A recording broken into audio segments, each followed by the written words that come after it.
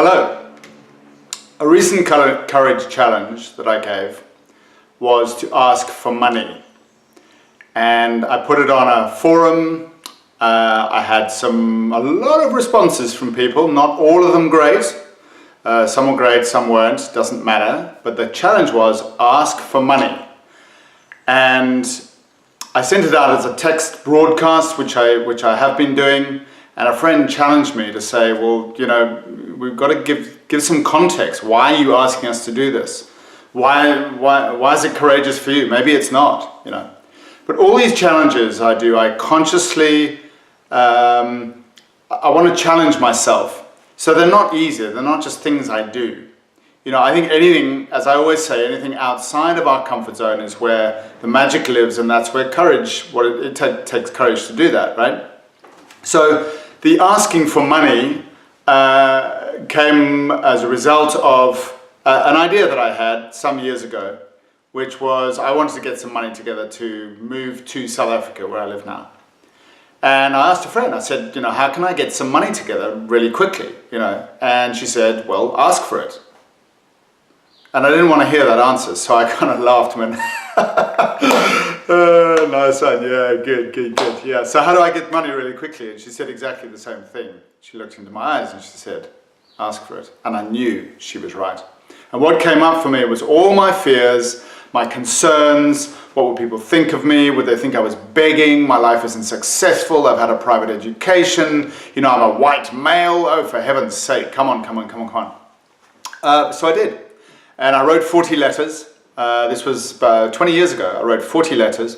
And I asked people for money. I didn't say it was for me. It wasn't for a charity, not a foundation. I wasn't going to pay it back, not a loan.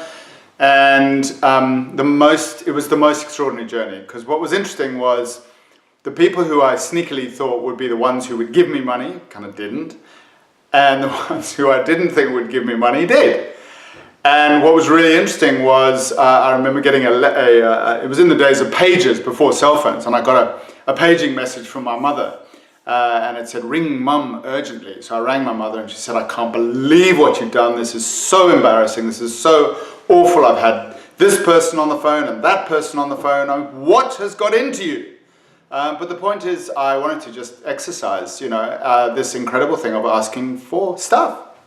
And how often we don't ask for stuff because we're so afraid of what people will say and the like. So that's really the context behind my courage challenge of asking for money. So if you haven't done it, do it.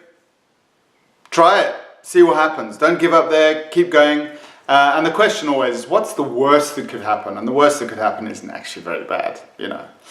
So today's courage challenge, as I speak, I don't know what it is, but I think I'm going to say that today's courage challenge is to trust.